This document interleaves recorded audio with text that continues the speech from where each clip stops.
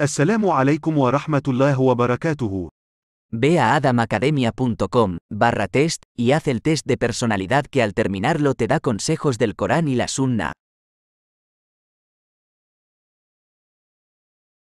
Nada, y para las personas que piensan que el Islam no ha evolucionado, porque ahora tenemos otro pensamiento, entonces Allah, cuando escribió el Corán, no contaba con este futuro cambio. ¿Cómo Ajá. contestaríamos con estas Sí, porque explicaciones? mucha gente dice, sí, el Corán no cabe duda que fue una revolución y que realmente dio los derechos y fue igualitario, pero ahora se está quedando atrás. Esa es la Vale, frase sí, que lo siempre entiendo. nos dicen. No entiendo. La respuesta a eso, desde mi perspectiva, es muy sencilla. Es decir, mucha gente tiene la idea de que el Islam es un libro de leyes. Entonces, ¿qué ocurre? El Islam te ha dado esta lista de leyes y el tiempo va pasando y esa lista de leyes sigue ahí. Pero originalmente no es así, ¿vale? O sea, el Corán te ha dado unas cuantas leyes y de los 6.200 versículos del Corán, unos 300 son leyes. O sea, en términos de porcentaje, leyes que incluye cómo hacer la ablución y rezar. O sea, ni siquiera estoy hablando de leyes. Vamos a contar con un 5% de versículos de leyes en total. Eso en primer lugar. O sea, el Corán no es un documento legal. Y en segundo lugar, la persona que dice eso es ignorante del Islam, que en muchos casos somos los musulmanes. El Islam no es un libro, la palabra técnica es una ley estatutaria o algo así. Una ley estática, ¿vale? Es decir, un documento que te registra las leyes, ¿vale? El Corán es más bien un documento que te enseña a legislar. ¿Qué significa eso? Hay una serie de... Cuando tú estudias usul al-fiqh, ¿vale? Que esta es la ciencia dedicada a esto, que significa algo así como las bases para hacer fiqh, o sea, las bases para hacer leyes, básicamente. Esto es una de las ciencias más importantes en el Islam y una de mis preferidas. Tú estudias primero el Corán, que es la fuente, la Sunna, que es la fuente, pero luego estudias otra cosa que se llama el Qiyas, ¿vale? El Qiyas es la deducción por analogía. Es decir, yo me encontraré en una serie de contextos infinitos que no vienen dichos en el Corán y la Sunna. Pero el Corán y la Sunna me dan el material para poder crear las leyes para esos contextos, ¿vale? ¿Esto por qué? ¿Porque nos da la gana? No, porque el profeta lo practicó. Y te voy a dar un par de hadices de ejemplo. Hay un interesante hadith en el que uno de los compañeros le dice, la he liado, porque estaba en el mes de Ramadán y he besado a mi mujer. O le pregunta, ¿puedo besar a mi mujer en el mes de Ramadán? Y el profeta le dice, si tú hicieras gárgaras, o sea, si te metes agua en la boca y haces gárgaras, pero no te lo llegas a tragar, tu ayuno se rompe. Y este compañero, que si no me equivoco era Omar, le dijo, no se rompe porque no he llegado a tragar. Entonces él le dijo, aplica esto mismo a la pregunta que tú has dicho, ¿vale? O sea, hay varios incidentes en los que el profeta responde a la pregunta y hay otros incidentes en los que responde enseñando a razonar, en otras palabras, ¿vale? Se me ocurre algún otro ejemplo. Una persona le dijo al profeta, no sé si es mi madre o mi hermana, ha muerto y no había hecho el Hajj y lo tenía que hacer. No había hecho la peregrinación y la tenía que hacer. ¿Puedo hacerlo por ella? Y el profeta le dijo, si tuviera una deuda que pagar o algo así, ¿tú la pagarías? Y la otra persona dijo, sí. Dijo, pues aplica lo mismo, ¿vale? Es decir, no eres un robot que necesitas una ley para cada cosa. Tú puedes, con las herramientas que te hemos dado o que se te han dado, empezar a deducir para nuevas circunstancias. De hecho, hay todo un estudio en el Islam que es este, ¿vale? Que generalmente la gente está que cita hadices y haram y el infierno. Generalmente no han estudiado el din. Y se nota después de 2 frases, ¿vale? Porque hay un montón de matices que no están teniendo en cuenta. Esto por un lado. Luego, por otro lado, hay leyes en el Corán, ¿vale? Y esto siempre despierta controversia y hay que decirlo con cuidado, porque como he dicho antes, hay 2 extremos siempre. Hay leyes en el Corán que en un contexto determinado simplemente no son aplicables. Y no es que el Corán se quede atrás o adelante. Es que Dios ya te ha dado un libro donde dice leyes contradictorias para diferentes contextos. Contradictorias entre comillas, ¿vale? O sea, claramente Dios te está diciendo, aquí aplica esto, ¿vale? La guerra es un claro ejemplo y el trato con los no musulmanes. Quiere decir, Dios te enseña a poner la otra mejilla, siempre que vives en una circunstancia de paz, solemos decir. Y de hecho los musulmanes en la Meca no vivían en paz, vivían perseguidos. Pero aún en ese contexto, pon la otra mejilla. Cuando se inicia la guerra, por ejemplo, después de la primera batalla, hay un versículo del Corán que dice, si se inclinan a la paz, inclínate tú también. Pero hacia el final de la guerra hay otro versículo que dice, si se inclinan a la paz ahora, no te inclines, ¿vale? Esta es la primera vez que, por ejemplo, yo leyendo el Corán dije, hostia, es una contradicción, claramente. Los dos versículos se contradicen. Pero no, cada uno está revelado en un contexto, ¿vale? Que, de hecho, no hay que ser muy astuto para darse cuenta.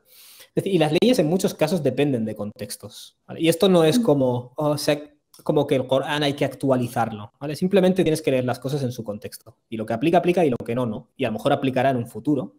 Porque muchas cosas que creemos que han dejado de ser aplicables, más bien es que en nuestra cultura global occidental parece que no es aplicable, pero tampoco podemos descartar que en un futuro, yo qué sé, cuando China conquiste el mundo, cambien las estructuras sociales de nuevo. O sea, también pienso que como hijos de la cultura global que somos nosotros, tendemos a creer que como lo vemos ahora, probablemente ya es el punto álgido de la evolución. Pero no, nada puede hacernos descartar que cuando esta civilización se aparte y venga otra, si Rusia conquista el planeta, Rusia, siendo un país comunista, con unos valores distintos, volverán a haber cambios. Y de nuevo la gente intentará adaptar el Corán a Rusia, ¿no? Por eso digo, nos basta con entender que las cosas son aplicables en diferentes contextos. Y te quiero dar un par de ejemplos que son controvertidos, pero son de los propios sahaba, los compañeros del profeta. Cuando el profeta murió, alayhi salatu wassalam, Omar bin al-Khattab, hay una ley del Corán que, entre comillas, canceló. No la canceló diciendo esto no vale. La canceló diciendo el contexto que la hacía útil ha dejado de existir. Y de hecho hay consenso al respecto, que es la ley de... hay una cosa que se llama mu'allafatul qulub. El profeta lo que hizo es parte del zakah, del impuesto anual, se repartía entre pobres, necesitados, todas esas categorías, ¿no? Y una parte era para ganarse los corazones de personas que se estaban inclinando al Islam. ¿Qué significa esto? En medio de una guerra, o al haber terminado la guerra, siempre había tribus reticentes, que no sabemos, tal, y el profeta les trataba de una manera buena o especial para ganarse sus corazones, ¿vale? Bueno, hay mucho material que hablar aquí. Pero la cosa es que cuando el profeta murió ya y el Islam se hizo fuerte, tan fuerte que todo el mundo se sometía al Islam, Omar dijo, esto ya no hace falta. Y ya está, y él dejó de aplicar eso. De hecho, y hasta hoy cuando estudias fiqh, esta es una de las leyes que ya no aplican, entre comillas, ¿no?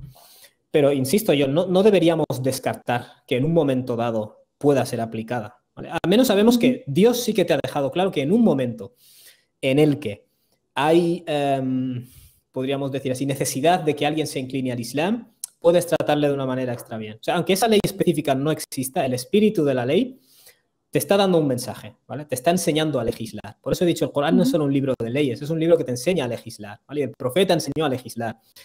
Y lo curioso es que cuando el profeta murió, sus compañeros lo vivieron así, como en el ejemplo que te he dado. Te voy a dar algún otro ejemplo. O sea, ellos entendieron que el Corán no era un libro de leyes estáticas, sino que era una guía de Dios sobre cómo legislar, entre otras cosas.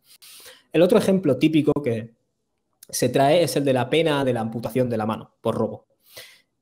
Que durante un periodo, durante el califato de Omar es quien más novedoso fue, ¿vale? Curiosamente. Una cosa que hizo Omar hubo una época en la que había poca comida para abastecer a todo el mundo.